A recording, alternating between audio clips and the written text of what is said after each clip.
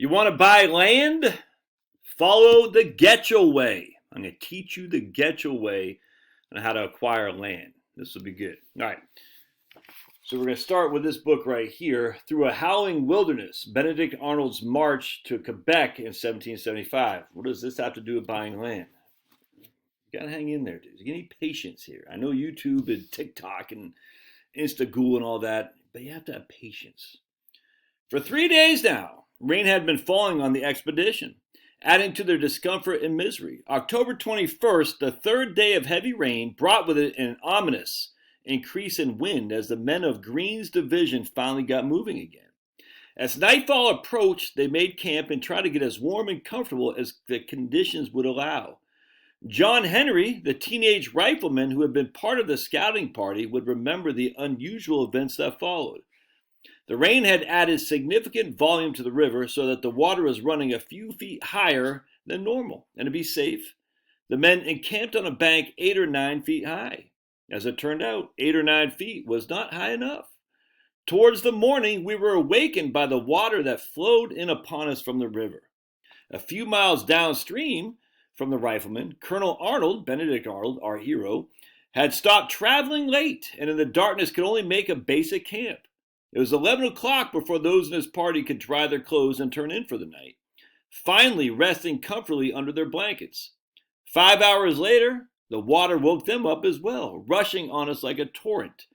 To reach them, the river had risen 8 vertical feet in as many hours, and it reached their campsite before any of them had time to gather their belongings. You hear that? It reached their campsite before any of them had time to gather their belongings.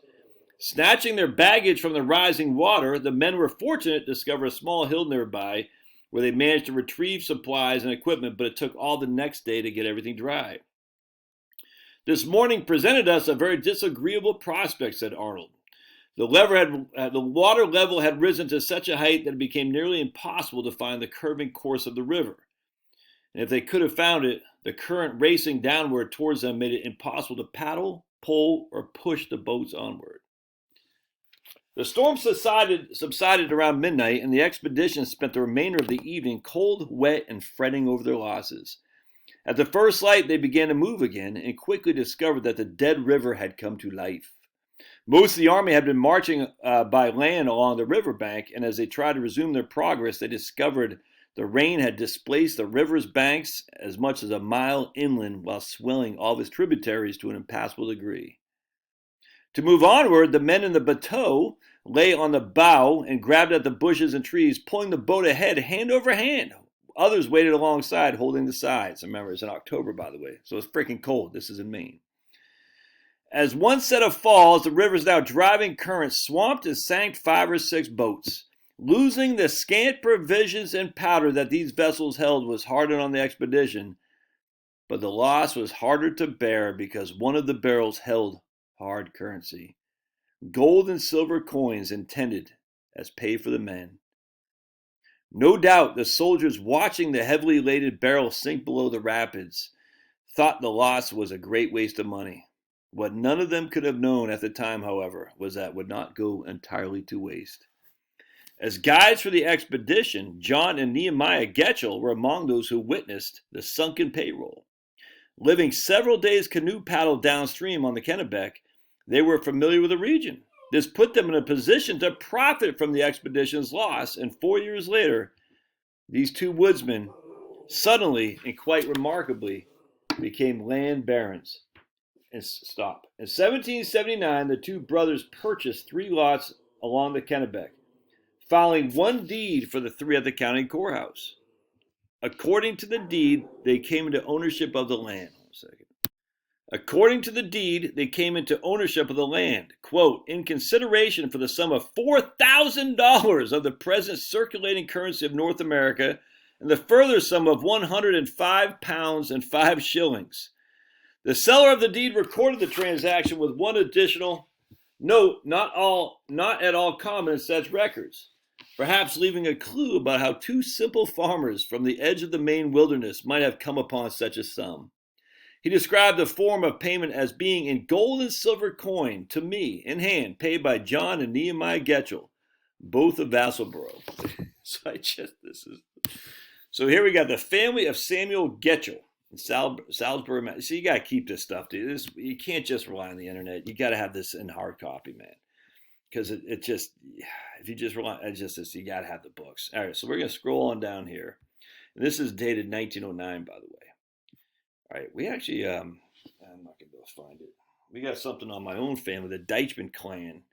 Maybe I'll share it with you guys one time. It's actually really interesting. So we're going to go down here. We're going to make this a little bit bigger.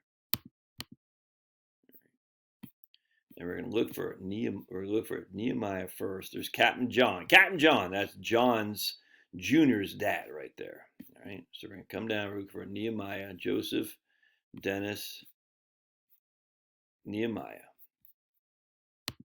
Check this out. Captain Nehemiah Getchell was born in Berwick, Maine in 1744. He was one of the pioneer settlers of Vasboro, Maine, going there in 1766. In 1767, he bought of his cousin Samuel land in Vassalboro. So he, basically, I don't know if you're familiar with Mennonites, but they help each other a lot, actually. And that's the way Jewish people do it, Muslim people do it, Christians used to do it, we don't do it anymore. We help each other out. It's the way it's supposed to be, as opposed to usury, frankly. And we need to go back to that. But anyway, so that's his cousin said, hey, I got some land, you can build a house. That's what he did. In 1788, though, he owned 350 acres there. In 1775, it was Benedict Arnold, our hero, chief guide up the Kennebec and as far as Canada. And his history of the expedition, Henry has much to say of him. And I'm not sure who, John Henry's probably who he's talking about. John Henry, the teenage rifleman. I bet that's it. He built the first dam across the Kennebec in Waterville in 1801. He married 3 times. First in June of 1768 to Annie, second to Hannah in 1701, and then to Miss Anne in later on, 1810. So I'm not sure if the wives died. I don't know if he's like a Trumpster. He's always got his eyes on hot chicks. I don't know how it works. I mean, I assume his wife's died because a lot of women died in pregnancy back then, and he had a lot of kids. Anyway, we're gonna come down to John Jr. right here. John Jr. was born in Scarborough, Maine, 1719. On 1742, he married Mary of Brunswick. He served in the colonial militia in 1751, being sergeant in his dad's company, and later in the Revolutionary War. On June 23rd, 1768, he bought the Kennebec proprietor's land on the east side of the Kennebec River, and is what now known as Sydney. He held many important officers, being the largest landowner there, and residing in what's still known as Getchell's Corner. Isn't that interesting? It says Vasboro, Maine. Let's look that place up. So here you are. That's in Kennebec County. Is that what it is? Yeah, Kennebec County. So here's still kind of southern Maine. You might call that central Maine. That's basically still southern Maine, and there it is right there. It's only got 4,500 people. Oh, include the villages of Getchell's Corner. Isn't that interesting? On March 1770, Vassal, the town founder, conveyed to his niece Mary Prescott of Nova Scotia the proprietor's lots. All right, let's look down for Getchell here. We're gonna see any Getchell. I guess just that one time. Yeah, pretty interesting. Let's look up Getchell's Corner. Here's Getchell's Corner. Let's make it so we can see the satellite. All right, satellite's way up in the sky, Josh. Way up in the sky. Those satellites, way up there with the ISS. It's freaking so stupid. All right. Anyways, let's look at this right here. So can our guy go in there? Oh yeah, sweet. Look at that. Oh, it's so freaking gorgeous. Oh man, that's Getchell's Corner. Maine. I love Maine, dude. It's just so flipping cold. So cold. Let's go over here. Oh, dude. That just, man. That doesn't melt your heart. I don't think I can handle the cold, man. I'm telling you, I'm a big old baby when it comes to that. And then you got the Kennebec River. So the first dam on the Kennebec River was Nehemiah Getchell. So let's look at this. We're going to go to Directions, and we're going to put the Waterville, Maine. All right, let's take a look here. And there's Waterville. So where's the first? I bet that's the first dam right there. bet that's it. That's probably a bridge now. Yeah, Fort Howe, man, I tell you, dude. I bet that's it right there. I mean, it's obviously a bridge now, but man, if I could just get used to the cold, but maybe that's the dam right there. Maybe that's it. It just smells good up there. I don't know, but it doesn't matter. How cool is that, man? So that's how you get rich in real estate.